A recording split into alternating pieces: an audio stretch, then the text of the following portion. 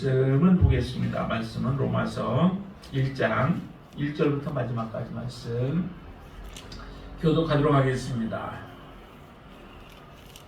로마서 1장 1절부터 마지막까지 말씀 교독합니다. 예수 그리스도의 종 바울은 사도로 부르심을 받아 하나님의 복음을 위하여 택정함을 입었으니 이 복음은 하나님이 선지자들을 통하여 그의 아들에 관하여 성경이 미리 약속하신 것이라. 그의 아들에 관하여 말하면 육신으로는 다윗의 혈통에서 나셨고 성결의 영으로는 죽은 자들 가운데서 부활하사 능력으로 하나님의 아들로 선포되셨으니 곧 우리 주 예수 그리스도시니라. 그로 말미암아 우리가 은혜와 사도의 직분을 받아 그의 이름을 위하여 모든 이방인 중에서 믿어 순종하게 하나니 너희도 그들 중에서 예수 그리스도의 것으로 부르심을 받은 자니라. 로마에서 하나님의 사랑하심을 받고 성도로 부르심을 받은 모든 자에게 하나님 우리 아버지와 주 예수 그리스도로부터 은혜와 평강이 있기를 원하노라. 먼저 내가 예수 그리스도로 말미암아 너희 모든 사람에 관하여 내 하나님께 감사함은 너희 믿음이 온 세상에 전파되리로다. 내가 그의 아들의 복음 안에서 내 심령으로 섬기는 하나님이 나의 증인이 되시거니와 항상 내 기도에 쉬지 않고 너희를 말하며 어떻게 하든지 이제 하나님의 뜻 안에서 너희에게로 나아갈 좋은 길 얻기를 구하노라. 내가 너희 보기를 간절히 원하는 것은 어떤 신령한 은사를 너희에게 나누어 주어 너희를 견고하게 하려 함이니 이는 곧 내가 너희 가운데서 너희와 나의 믿음으로 말미암아 피차 안위함을 얻으려 함이라. 형제들아, 내가 여러 번 너희에게 가고자 한 것을 너희가 모르기를 원하지 아니하노니 이는 너희 중에서도 다른 이방인 중에서와 같이 열매를 맺게 하려 함이로되 지금까지 길이 막혔다. 헬라인이나 야만인이나 지혜 있는 자나 어리석은 자에게 다 내가 빚진 자라. 그러므로 나는 할 수 있는 대로 로마에 있는 너희에게도 복음 전하기를 원하노라. 내가 복음을 부끄러워하지 아니하노니 이 복음은 모든 믿는 자에게 구원을 주시는 하나님의 능력이 됨이라. 먼저는 유대인에게요 그리고 헬라인에게로다. 로구는 하나님의 의가 나타나서 믿음으로 믿음에 이르게 하나니 기록된 바 오직 의인은 믿음으로 말미암아 살리라는 것 같으니라. 하나님의 진노가 불의로 진리를 막는 사람들의 모든 경건하지 않음과 불의에 대하여 하늘로부터 나타나나니 이는 하나님을 알만한 것이 그들 속에 보임이라. 하나님께서 이를 그들에게 보이셨느니라. 창세로부터 그에 보이지 아니하는 것들 곧 그의 영원하신 능력과 신성이 그가 만드신 만물에 분명히 보이어 알려졌나니 그러므로 그들이 핑계하지 못할지니라. 하나님을 알되 하나님을 영화롭게도 아니하며 감사하지도 아니하고 오히려 그 생각이 허망해지며 미련한 마음이 어두워졌나니 스스로 지혜 있다 하나 어리석게 되어 썩어지지 아니하는 하나님의 영광을 썩어진 사람과 새와 짐승과 기어다니는 동물 모양의 우상으로 바꾸었느니라. 그러므로 하나님께서 그들을 마음의 정욕대로 더러움에 내버려 두다 그들의 몸을 서로 유혹되게 하게 하셨으니 이는 그들이 하나님의 진리를 거짓 것으로 바꾸어 피조물을 조물주보다 더 경배하고 섬기니라. 주는 곧 영원히 찬송할 이시로다. 아멘. 이 때문에 하나님께서 그들을 부끄러운 욕심에 내버려 두셨으니 곧 그들의 여자들도 순리대로 쓸 것을 바꾸어 영리로 쓰며 그와 같이 남자들도 순리대로 이 여자 쓰기를 버리고 서로 향하여 음욕이 불일듯하며 남자가 남자와 더불어 부끄러운 일을 행하여 그들의 그릇 때문에 상당한 보험을 그들 자신이 받았느니라. 또한 그들이 마음에 하나님 두기를 싫어하며 하나님께서 그들을 그 상실한 마음대로 내버려 두사 합당하지 못한 일을 하게 하셨으니 곧 모든 불의, 추악, 탐욕, 악의가 가득한 자요 시기, 살인, 분쟁, 사기, 악독이 가득한 자요 수근수근하는 자요 비방하는 자요 하나님께서 미워하시는 자요 능욕하는 자요 교만한 자요 자랑하는 자요 악을 도모하는 자요 부모를 거역하는 자요 우매한 자요 배악하는 자요 무정한 자요 무자비한 자라. 그들이 이 같은 일을 행하는 자는 사형에 해당한다고 하나님께서 정하심을 알고도 자기들만 행할 뿐 아니라 또한 그런 일을 행하는 자들을 옳다 하느니라. 아멘. 로마서는 많은 사람들이 좀 귀하게 많이 받고 있죠. 이 로마서는 신약의 하나의 핵심이라고 또 그렇게도 말합니다. 교리에 대한 부분들은 아주 정확하게 잘 말씀해 주시기 때문에 그렇기도 하죠. 그렇다고 해서 로마서와 예수님의 가르치심과 그게 어긋나지도 않죠. 바울 신학과 예수님의 신학이 다르지도 않습니다. 다르면 안 되죠. 예수님이 가르치신 것과 바울이 가르치는 것과 사실은 그 모든 것들이 다 같은 말씀을 나누게 되어지죠. 자, 그래서 오늘 로마서 이제 처음 저희들이 들어가게 되어지는데, 로마서를 여러분들이 들으면, 로마서를 읽으면서 어떤 생각이 많이 들어오나요? 혹시 남는 게 뭐가 있나요?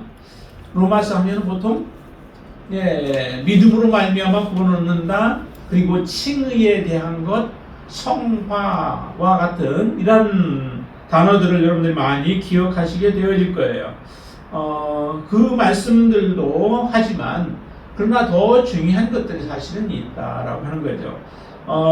우리에게 하나님께서 예수 그리스도를 믿음으로 말미암아 우리를 의롭다 하시는 것이죠. 그래서 칭의라고 하는 그런 말을 우리가 하게 되어지고, 그 다음에 성화라고 해서 성스럽게 되어진다라고 사람들은 많이 생각을 해요. 그러나 사실은 성화보다는 성숙을 이야기하는 게 더 합당할 겁니다. 성화는 우리가 아직도 의롭지 못하다라고 하는 것이 전제가 되어진 게 성화예요. 다시 말하면 완전한 모습으로 성화되어진다, 간다라고 이렇게 표현을 하죠. 의로워져 간다라고 이렇게 표현하는데, 사실은 예수 그리스도를 믿는 하나님의 자녀들은 이미 의롭게 되어진 것이죠. 왜 우리가 의로워졌다라고 하는 것에 대해서 사람들이 자신을 갖지 못할까?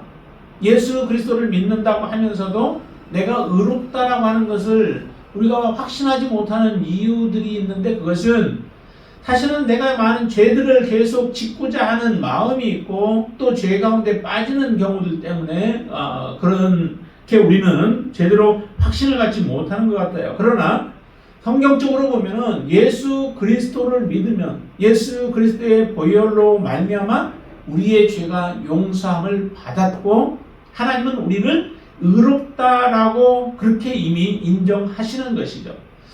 그러면은 왜 자꾸 성화를 주장하냐면 그렇게 우리가 혹시라도 마음에는 원인데 육신이 약하여서 의롭게 살아가지 못함으로 인하여 우리는 그것을 합리화하기 위하여 나는 의롭지 못하고 이제 의로워질 거야 라고 하는 그러한 소망을 가지고 이제 살아가게 되어지는데, 하나님 그것을 원치 않습니다.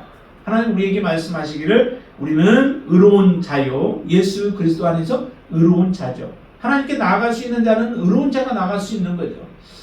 제사를 통해서도 마찬가지예요. 죄인이 짐승의 피를 통하여서 하나님 앞에 제사를 드림으로 우리가 의로워져서 하나님 앞에 나아가 구할 수 있는 거고 교제할 수 있는 그런 은혜 가운데 들어가게 되어지죠.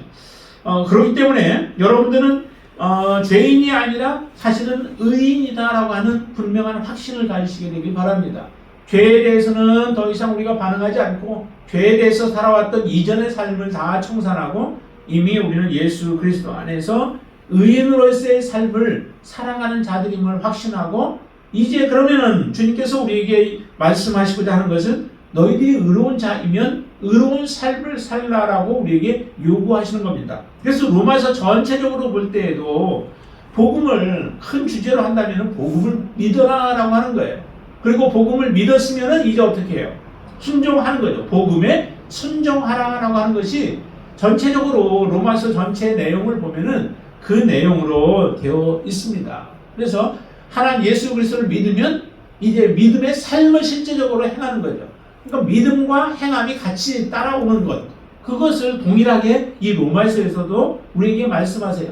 믿음으로 말미암아 구원을 얻었다라고 하는 믿음만 강조하는 것이 아니라 우리가 믿음으로 하나님의 자녀가 되었으면 이제 그에 합당한 삶을 살아가도록 하나님이 요구하시는 것이 로마서다라고 하는 거죠.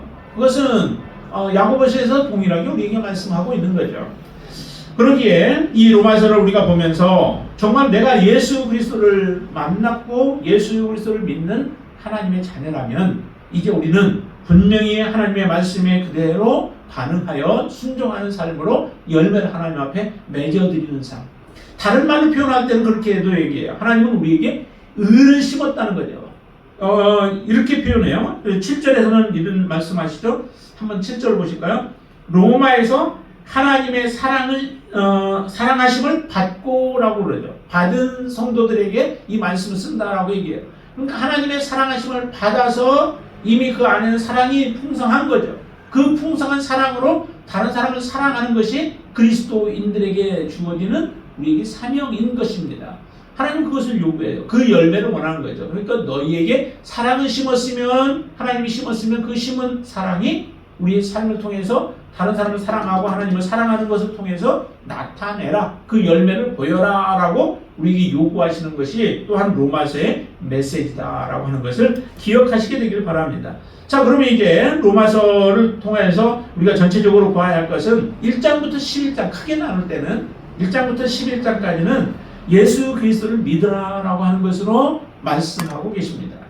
그리고 12장부터 16장까지 거기는 그렇다면 이제 믿었으면 어떻게 해요? 예수 그리스도께 순종하라라고 하는 것입니다. 순종의 모습이 나타나야 되죠. 그래서 복음을 분명하게 알고 또 복음이 어떤 것인가라고 하는 것을 우리가 분명하게 알고 깨닫고 그리고 나서 그 복음의 투철함으로 행하는 것, 행하는 삶, 그 삶을 살아가는 것, 그게 하나님께서 기뻐하시는 우리의 삶인 줄로 믿습니다. 또 반면에는 이 말을 다른 표현을 한다면 거룩하게 하나님은 우리를 하셨다. 그럼 거룩하게 하셨으면 이제 어떻게 해요? 우리는 거룩한 삶을 살아내야 되는 것이죠. 그게 우리가 이미 공부하고 있는 레위기서의 모습이죠. 하나님께서 우리에게 거룩한 제사를 하나님 앞에 드리도록 그리고 우리의 몸을 거룩하게 해서 전체적으로 공동체가 하나님 앞에 거룩한 삶을 살아내는 것, 하나님이 기뻐하시는 공동체가 되어지는 것, 그것이 하나님이 우리에게 원하시는 바인 줄로 믿습니다. 자, 오늘 로마서 1장에서는 우리가 중요한 부분이 복음이라고 하는 게 무엇인가라고 하는 것을 우리에게 잘 말씀해 주고 있는 구절이 있습니다. 2절부터 4절까지 말씀해서 보면은 이 로마서에서 우리에게 말씀하시는 복음이 무엇인가라고 하는 것을 잘 말씀해 주시는데 그 첫 번째 2절 말씀 한번 먼저 보실까요? 2절 같이 있습니다. 이 복음은 하나님이 선지자들을 통하여 그의 아들에 관하여 성경에 미리 약속하신 것이라 라고 얘기해요. 복음을 위하여서 사도 바울이 택정함을 이뤘는데 그러면 그 복음이 뭔가, 복음이 무언가를 명확하게 먼저 말씀하시죠. 그것은 하나님께서 그의 아들에 관하여 성경에 미리 예언한 것이라는 거죠. 예수님은 그냥 한순간 갑자기 나타난 게 아니에요. 하나님이 예언하셨고 말씀하셨고 하나님은 계획하셔서 그 계획을 그대로 진행하신 분이시죠. 그리고 이 땅에 오셨는데 두 번째 복음은 또 뭐라고 이렇게 정의를 할 수 있냐면 3절입니다. 3절 한번 보시죠. 그의 아들에 관하여 말하면 육신으로는 다윗의 혈통에서 나셨다라고 말씀합니다. 육신을 입고 오셨다는 거죠. 예수 그리스도가 그의 아들이 육신을 입고 이 땅에 오셨다는 거예요. 그게 복음이죠.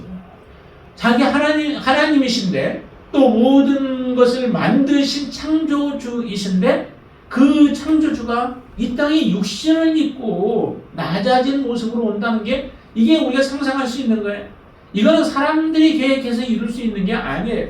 하나님이 계획하시고 하나님이 이루셔야만 가능한 것이죠. 그런데 하나님께서는 미리 예언도 하셨을 뿐만 아니라 그리고 하나님은 직접적으로 예수 그리스도를 이 땅에 육신을 입고 오시도록 하나님은 그렇게 계획하신 대로 모든 일들을 행하셨다라고 하는 거죠. 이게 얼마나 귀한 거예요. 이것은 하나님만이 이 일을 행하셨고 이 세상에 어떤 것도 이렇게 행하신 자가 없습니다. 오직 하나님만이 이 일을 행하셨는데 이게 복음인 거죠. 죄 가운데 살아가고 있는 우리들에게는 이게 엄청난 복음이에요. 우리에게 참된 빛, 참빛이 정말 쫙 비치는 그런 놀라운 은혜인 것이죠. 자, 그리고 또 하나 복음이라고 하는 것을 설명했는데 그게 4절이에요. 같이 한번 읽죠. 성결의 영어로는 죽은 자들 가운데서 부활하사 능력으로 하나님의 아들로 선포되셨으니 곧 우리 주 예수 그리스도시니라 라고 말씀하죠. 곧 그 육신을 입고 이 땅에 오신 분이 우리를 위하여서 죽으시고 죽음에서 그치지 않냐고 다시 살아나신다는 거죠. 그리고 나셨죠. 실제적으로 살아나셨고요. 이게 바로 복음이에요. 죽음에서 모든 것이 멈춰져 버린다면은 그게 복음이 되어질 수 없는 거죠. 이 땅에서 아무리 오래 살아도 마지막에 소망이 없다면은 그건 진정한 복음이 되어질 수 없는 거죠.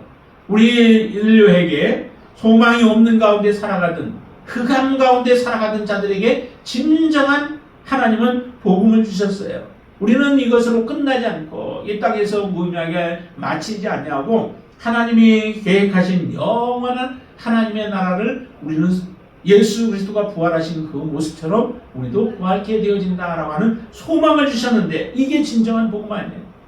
죽을 병에 걸려서 죽어야 하는 사람에게 정말 치료약이 있다고 하면 그건 얼마나 기쁜 소리예요. 그러나 그보다 더 기쁜 소식이 바로 예수 그리스도가 죽음 가운데서 다시 살아나셨다. 그래서 소망이 없는 자들에게 진정한 소망을 주셨다라고 하는 게 이게 복음인 것이죠. 자, 그런데 이 복음이 곧 누구냐면은 4절의 후반절에 거기에 말씀하신 것처럼 하나님의 아들로 선포되셨으니 곧 우리 주 예수 그리스도시니라 라고 말씀합니다. 이게 진정한 복음이죠. 예수 그리스도가 복음이라는 거예요. 예수 그리스도가 진정한 의가 되신 거예요. 예수님을 우리에게 주셔서 우리도 의로운 자가 되어졌죠. 예수님을 우리에게 주시지 않았으면 우리는 의로운 자가 될 수 없습니다. 하나님은 예수 그리스도를 우리에게 주셔서 의로운 자로 우리를 하나님 만드셨어요. 그 의가 우리에게 나타났죠. 특별히 그 마태복음에서도 의가 나타났다라고 하면서 예수 그리스도가 이 땅에 오신 것에 대해서 말씀하고 계시는 것처럼 여기서도 그 의, 그 복음이 되시는 예수 그리스도 그분이 의다라고 말씀하시면서 그분을 믿으라. 이 예수 그리스도를 믿으라라고 하는 거예요. 그분을 잘 우리가 알아야 되죠. 그래서 복음이 무엇인가라고 하는 것을 우리에게 분명히 말씀해 주시는데 이 복음에 대해서만 우리가 정확하게 정말 우리의 모든 전인격적인 그런 고백 속에서 예수 그리스도를 받아들인다면은 우리의 삶이 바뀌지 않을 수 없는 거죠. 이 예수 그리스도를 만나고서도 정말 삶이 바뀌지 않는다면 그게 정말 기적인 거죠. 그럴 수가 없는 거예요. 그래서 이 예수 그리스도 성경에 미리 예언되어졌고 예언되어진 그분이 하나님의 약속대로 때를 따라서 하나님의 시간에 맞게 이 땅에 육신을 입고 오셨고 그리고 죽음의 길들을 차곡차곡 걸어가셔서 결국 우리를 위하여 십자가의 죽으심으로 우리의 진정한 대속이 되셨고 그리고 그분은 죽음으로 끝나지 않고 다시 살아나셔서 진정한 우리의 소망이 되신 그분이 바로 곧 우리가 믿는 예수 그리스도이시다라고 하는 거죠. 이 예수 그리스도가 저와 여러분들에게 정말로 온전한 그런 소망이 되어지고 그분의 말씀대로만 우리가 믿음으로 살아가는 자가 되어지기를 주님의 이름으로 축원을 드립니다. 자, 그리고 여기에 보면은 사도 바울의 그 심정을 우리에게 잘 알 수 있게 해주는 구절들이 좀 있습니다. 사도 바울은 특별히 이 복음에 대한 사도 바울의 그 심정을 우리가 아는데 그 심정을 여러분들도 좀 가졌으면 좋겠어요. 자, 사도 바울은 첫 번째로 먼저는 이 로마에 있는 사람들에게 그리고 하나님 앞에 감사한 마음이 있죠. 그 8절에 보면은 정말로 사도 바울의 그 마음속에는 항상 감사함이에요. 그래서 사도 바울은 자기가 감옥에 갇혀도 매를 맞아도 정말 그 모든 것도 다 감당할 만큼 그 감사함이 충만한 사람이었어요. 사도 바울과 우리가 다른 예수를 믿나요? 다른 예수를 믿는 게 아니죠. 다른 복음을 믿는 게 아니죠. 동일한 예수 그리스도를 믿으면서 우리가 살아가고 있는데 우리는 그런 믿음을 갖지 말라는 그런 이유가 없죠. 정말 우리도 동일한 사도 바울과 같은 그런 감사함이 여러분들 마음에 넘쳐날 수 있게 되길 바랍니다. 8절 한번 같이 읽어볼까요? 먼저 내가 예수 그리스도로 말미암아 너희 모든 사람에 관하여 내 하나님께 감사함은 너희 믿음이 온 세상에 전파됩니다. 자기가 자기 믿음이 아닌 이 로마에 있는 사람들, 사실 이 사람들에게는 사도 바울이 아직 복음을 제대로 전가하지도 못한 그런 상태 아니에요. 그런데도 불구하고 사도 바울은 뭐라고 그래요? 그 사람들의 믿음이 성장해가고 전파되고 세상에 복음이 증거되어지는 그 모습을 보면서 감사가 넘쳐나죠. 우리의 기쁨은 세상적인 것들이 아니라 정말로 복음이 어떻게 확장되어져 가고 복음 말씀대로 사람들이 순종하며 살아가는가라고 하는 것을 보면서 그 기쁨이 충만케 되어질 수 있게 되길 바랍니다. 여러분들 안에 복음이 충만하게 되어지면 저의 기쁨이 더욱더 충만해지고 또 여러분들이 믿음을 우리가 제대로 발휘하지 못하고 믿음으로 살아가지 못하면 그게 목회자들에게는 또 안타까움이 되어지는 거죠. 정말로 말씀대로 순종하며 예배를 사모하며 주님을 사모하며 살아가는 사람들 보면 그 자체가 진정한 기쁨이죠. 우리가 바라볼 때 기쁨이죠. 여러분들에게 이런 그 감사함과 또 믿음이 충만한 삶이 되시길 바랍니다. 사도 바울은 또 이제 그 사람들을 위한 기도도 끊이지 않아요. 그래서 항상 기도하고 있죠. 9절 말씀이 그럽니다. 내가 그의 아들의 복음 안에서 내 심령으로 섬기는 하나님이 나의 증인이 되시거니와 항상 내 기도에 쉬지 않고 너희를 말한다 라고 말씀하죠. 항상 기도가 끊이지 않은 것, 기도로 살아가는 삶의 모습, 그 모습을 사도 바울에게서 우리는 볼 수 있게 되어지고, 그리고 또 한 가지는 정말 이 로마에 있는 그 교인들이 하나님 앞에 바른 믿음을 가지고 살아가기를 원하는 거예요. 그래서 이런 표현을 사용하죠. 나는 어디냐면은 11절 말씀 같이 한번 읽어볼까요? 11절. 내가 너희 보기를 간절히 원하는 것은 어떤 신령한 은사를 너희에게 나누어 주어 너희를 견고하게 하려 함이니 라고 말씀합니다. 이 로마에 있는 성도들에게 로마서를 지금 쓰는 그 이유가 어디에 있어요? 어떤 신령한 은사를 너희에게 나누어 준다라고 이렇게 표현하는데, 그 신령한 은사는 다른 게 아니에요. 그 영적인 은사, 또 신유의 은사니 방언의 은사니 이런 것들 얘기하는 게 아니라 정말 그 어떤 신령한 은사라고 하는 것 자체가 뭐냐면은 복음을 얘기하는 거죠. 예수 그리스도 그분을 정확하게 바르게 알게 하고 그 믿음을 가지고 로마 교인들이 그렇게 살아가기를 원하는 거예요. 그래서 어떤 신령을 너희들에게 나누어 주어서, 나누어 주는 목적이 어디에 있습니까? 그 목적은 견고하게 하기 위함이죠.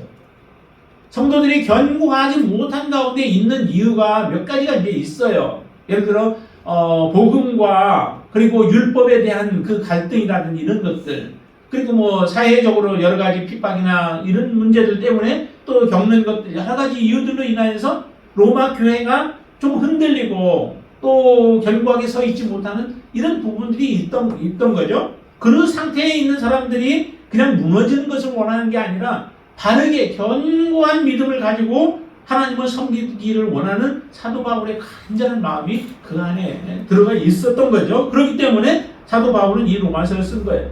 근데 실제적으로는 로마서뿐만 아니라 뒤에 이제 로마서 이후로 쭉 나오는 서신서들 다 보면은 그 서신서들의 목적이 어디에 있을까요?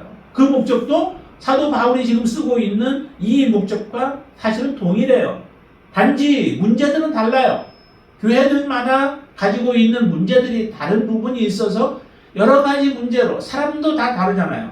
사람마다 성격도 다르고 또 그가 하나님 앞에 나아가는 방법들도 다르다 보니까 그 100이면 100 다 달라요. 그 상태로 사람들마다 많은 문제들이 이제 발생할 수 있게 되어지죠. 그렇지만은 하나님이 원하시는 것은 그 상태에서 하나님 앞에 바른 모습으로 서기를 원하시는 게 하나님의 마음이다라고 하는 거죠.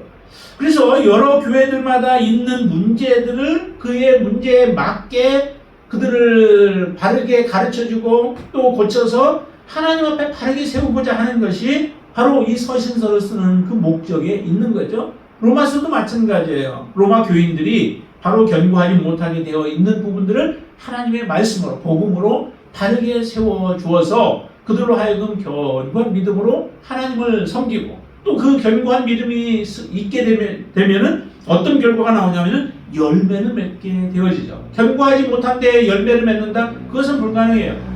견고한 믿음이 있을 때에 우리가 열매를 맺게 되어지는데, 거기 13절에 이렇게 말씀합니다. 뒤에 후반절에 보면은 다른 이방인 중에서와 같이 열매를 맺게 하려 함이로되 지금까지 길이 막혔다. 로마에 가고자 하는 사도 바울의 목적은 가서 그들을 권면해주고 그들을 바르게 세워주어서 견고한 믿음을 갖게 하며 그로 인하여서 열매를 하나님 앞에 올려드릴 수 있는 그런 로마 교인들이 되게 하기 위해서 사도 바울이 가고 싶었던 거죠. 그런데 가지 못하니까 지금 편지로 그들을 위로하고 또 그들의 문제들을 위해서 편지로 가르쳐주고 있는 이 모습들을 보여주죠. 그러니까 사도 바울의 마음이 얼마나 간절했는가라고 하는 것을 우리가 잘 알게 되죠. 그리고 또 하나 사도 바울이 가지고 있었던 그 자세는 14절 말씀이에요. 14절 한번 보시죠. 같이 읽습니다. 헬라인이나 야만인이나 지혜 있는 자나 어리석은 자에게 다 내가 빚진 자라라고 하는 심정이죠. 사도 바울이 다른 사람에게 빚진 게 뭐가 있겠어요. 그러나 이 빚은 하나님께로 받은 그런 빚이죠. 하나님으로부터 너무나 큰 은혜를 받았고 그 은혜로 다른 사람에게 주고자 하는데 한 사람이라도 더 주기를 원하는 그 사도 바울의 마음인 거죠. 여러분들도 하나님 앞에 우리는 빚진 자죠. 하나님으로부터 우리는 1만 달란트를 탕감받은 자와 같이 우리는 빚진 하나님으로부터 그 빚을 우리 탕감받은 자예요. 내가 가지고 있었던 빚을 하나님이 탕감해 주셨기에 그 탕감받은 자는 이제 다른 사람들에게 우리가 동일하게 그런 하나님의 사랑을 전해주고 또 용서해주고 용납해줘야 하는 그런 책임이 우리에게 주어진 겁니다. 우리는 내 멋대로 살아갈 그런 자유가 없어요. 하나님의 뜻대로 살아가도록 우리에게 주어진 사명이다라고 하는 거죠. 사도 바울은 그런 마음을 가지고 있습니다. 누구에게? 헬라인에게 뿐만 아니에요. 유대인에게 헬라인이나 야만이나 지혜 있는 자나 지혜 없는 자나 어리석은 자나 어느 누구든 모든 사람들에게 이 세상에 있는 모든 자에게 빚진 자의 심정으로 살아가는 사도 바울의 모습, 그 마음을 우리에게 그대로 보여줍니다. 여러분들의 마음도 정말 항상 빚진 자가 되길 바랍니다. 남편에게도 빚지고 아내에게도 빚지고 또한 우리의 가족들에게도 빚진 자의 심정으로 우리가 살아가는 가운데 우리 안에 있는 그 복음 예수 그리스도가 여러분들을 통해서 드러날 수 있게 되길 바랍니다. 그로 인하여 많은 영혼들이 주님 앞에 돌아온 놀라운 역사가 일어날 수 있게 되길 바랍니다. 자, 그리고 특별히 오늘 본문에서 우리가 보여주는 것은 중요한 것은 그 16절과 17절의 말씀이에요. 우리 한번 같이 읽어볼까요? 같이 읽습니다. 내가 복음을 부끄러워하지 아니하노니 이 복음은 모든 믿는 자에게 구원을 주시는 하나님의 능력이 됩니다. 먼저는 유대인에게요. 그리고 헬라인에게로다. 복음에는 하나님의 의가 나타나서 믿음으로 믿음에 이르게 하나니 기록된 바 오직 의는 믿음으로 말미암아 살리라 함과 같으니라 라고 말씀하시죠. 자, 이 복음은 정말로 능력이 있죠. 복음은 어떤 능력이 있을까요? 복음은 모든 믿는 자에게 구원을 주신대요. 모든 믿는 자에게, 거부하는 자에게는 아니죠. 뒤에 그래서 18절부터 뒤에 보면은 믿지 아니하는 자, 복음이 우리에게 왔고 하나님은 그 은혜를 주셨는데도 받아들이지 아니하는 자, 하나님을 알만한 모든 지혜가 있는데도 불구하고 그 하나님의 지혜를 거부하는 자들, 이런 자들에게 하나님은 어떻게 하나님께서 그들에게 행하시는가라고 하는 것을 18절 말씀부터 잘 보여주고 계십니다. 정말로 하나님의 이 복음은 우리에게 놀라운 은혜죠. 내 어떤 가치 때문에 주어진 게 아니라 내 노력 때문에 주어진 게 아니고 또 내가 뭔가를 잘해서 주어진 게 아니라 하나님의 전적인 은혜이죠. 우리가 믿음으로 말미암아 구원을 얻은 거예요. 영원히 하나님 앞에 우리가 심판받을 존재들이었고 그렇게 살아갔던 자들이에요. 하나님의 심판을 기다리며 살아갔던 자들에게 하나님은 그 모든 심판을 하나님께서는 다 제거해 주시고 우리를 의로운 자로 구원해 주시는 하나님의 놀라운 역사가 이 복음을 통해서만 사실은 가능한 거죠. 예수 그리스도를 통해서만 가능한 것이죠. 그래서 이 복음은 구원을 주시는, 모든 믿는 자에게 구원을 주시는 하나님의 능력이다라고 말씀해요. 여러분들도 이 능력으로 말미암아 하나님의 자녀가 되신 줄로 믿습니다. 복음의 능력을 여러분들이 정말로 믿는다면 이제 그 믿음 가지고 다른 사람들에게 이 복음을 또한 증거할 수 있게 되길 바랍니다. 그리고 또 하나는 보면은 믿음의 이르기, 하나님의 의가 복음에는 하나님의 의가 나타나서 믿음에 이르게 한다라고 말씀해요. 믿음에 이르게 한다. 온전한 믿음, 성숙한 믿음으로 우리를 자라나게 한다는 거죠. 그러니까 믿음에서 시작을 하는 거예요. 믿음이 없이 시작이 아니라 그러니까 믿음에는 단계가 사실은 있는 거죠. 처음 예수 그리스도를 믿어서 우리가 의로운 자가 되어졌다 할지라도 아직 온전한 열매를 맺지 못하는 그런 단계에 있는 자들이 있다는 거죠. 어린 아이가 태어나도 그 아이가 사람이지만은 아직은 죄 구실을 못하는 아이와 같은 모습의 우리 그런 신앙의 상태를 가지고 있는 사람들이 있죠. 그러나 하나님을 사랑하는 자들에게는 반드시 믿음에 이르게 한다는 거예요. 하나님이 기뻐하시는 성숙한 믿음으로 우리가 나아가도록 하나님 그렇게 인도하신다는 거예요. 그래서 단계별로 우리가 하나님의 뜻을 이루어 가게 되어지죠. 어린 아이들도 단계별로 그 성숙해야 하는 부분들이 있죠. 몇 살 때에 어느 정도의 단계까지 이르러야 하고 그 단계에 미치지 못하면은 그 아이가 전응아가 되어지든지 이렇게 되어지듯이 우리도 믿음으로 시작해서 믿음에 이르는 성숙한 믿음, 하나님 앞에 열매를 맺어드리는 믿음, 견고한 믿음으로 우리가 나아가도록 하나님은 하신다. 그게 바로 복음이 그렇게 한다는 거예요. 그러니까 복음이 우리를 완전히 다 변화시키고 또 능력 있는 자로 만들어 가는 거죠. 이게 복음의 능력입니다. 그리고 복음은 또 하나는 복음은 우리를 살리는 것이죠. 거기에 17절 후반절에 보면 오직 의인은 믿음으로 말미암아 살리라 함과 같으니라. 그러죠. 오직 의인은 살리라라고 말씀하시지 않았어요. 오직 의인은 믿음으로 말미암아 살게 되어진다라고 말씀합니다. 그러니까 복음이 우리를 살리게 되어지죠. 믿음으로 말미암아 하나님을 믿고 신뢰하고 따라감으로 말미암아 결국 우리를 살리는 이런 능력이 바로 복음 안에 있습니다. 이 복음으로 우리가 하나님의 귀한 자녀로서 복음을 받은 자로 우리가 이 땅에 살아가야 하는데 어떤 삶을 살아가야 할까? 여기 보면은 복음을 받아들이지 아니하는 자들, 그들에게는 하나님의 심판이 나타나는 거죠. 하나님의 심판이 나타나서 하나님께서 그들을 심판하는데 여기에 보면 이 땅에 살아가는 동안에 하나님의 심판이 어떤 모습으로 나타나는가라고 하는 것, 그것을 우리에게 잘 보여주십니다. 하나님의 심판이 나타나는 이유는 그들이 의가 없기 때문에 그렇죠. 예수님을 믿지 아니하는 사람들에게는 의가 없습니다. 복음을 받아들이지 않은 사람들에게는 의가 없는 거죠. 불의한 자들이죠. 그래서 불의한 자들은 하나님의 심판 가운데 놓일 수밖에 없습니다. 그래서 여기 이렇게 표현하죠. 18절에 보면 하나님의 진노가 불의로 진리를 막는 사람들의 모든 경건하지 않음과 불의에 대하여 하늘로부터 나타난다라고 말씀해요. 불의한 자들에게 또 그리고 진리를 막는 자들, 경건하지 않은 자들, 이런 자들에게 나타나게 되어지는데 하나님께서는 불의한 사람이 아니시죠. 하나님 모든 것을 알만한 것을 그들에게 이미 주셨어요. 그런데도 거부하는 거죠. 의지적으로 거부하는 거죠. 자, 19절 한번 보세요. 이는 하나님을 알만한 것이 그들 속에 보임이라 그러죠. 지금 하나님을 믿지 않는 사람들이 하나님을 몰라서가 아니죠. 조금만 생각해보면 하나님이 계시다라고 하는 것을 받아들일 수밖에 없어요. 정말 지혜 있는 사람들이라면. 그런데도 사람들이 그것을 생각하지 않고 생각하고 싶지 않은 거죠. 그냥 하나님이 없다라고 생각하면서 살아가는 것이 마음이 편한 거예요. 조금만 우리가 귀 기울이고 또 눈을 들어서 보고, 이번에 시골에 그 명절 때 한번 가서 하늘을 보니까 정말로 별들이 많더라고요. 그런데 그 별들을 보면서 야, 거리도 얼마나 많이 떨어져 있어요. 그리고 그 하나의 별들이 예를 들어 태양과 같은 그런 모습들로 갖추어져 있다면은 그 광대함은 이루 말할 수 없는 거예요. 그리고 그게 하루 이틀이 지금 지나면서 있는 게 아니잖아요.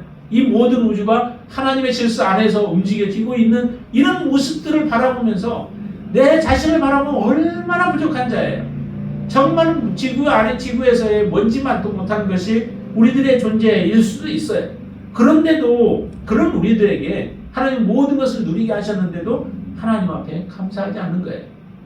나를 존재케 하신 하나님을 부르고 싶지 않은 겁니다. 그러기에 하나님의 진노가 임할 수밖에 없는 거죠. 하나님을 알만한 것이 그들에게 보입니다. 또 그리고 20절 중반절에도 보면 분명히 보여 알려졌나니 라고 말씀하시죠. 21절 하나님을 알되, 하나님을 모르는 게 아니야. 하나님을 알되 하나님을 영화롭게 아니하며 감사하지도 아니한다라고 하는 이러한 사람들에게 하나님의 의가 나타나는데 그 하나님의 의는 심판으로 나타나는 거예요. 때로는 여기에 보니까 하나님께서 그냥 유기해버리는 거죠. 너희들 멋대로 살아가 봐라. 너희들이 살고 싶은 대로 살아가 봐라. 그러나 이 땅에서는 조금 즐기면서 재미있게 살아갈지 모르나 그러나 하나님의 마지막 진노가 그들 앞에 있다라고 하는 것이죠. 여기 보면은 그들의 모습이 얼마나 추악한 모습들이에요. 여자들도 순리로 쓸 것을 바꾸어 영리로 쓰고, 그리고 남자들도 순리로 쓰기를 버리고 향하여 서로 음욕이 부리듯 하게 되어지고, 부끄러운 일들을 행하여서 그 몸에 상당한 보응도 받고, 그리고 그 마음속에는 어때요?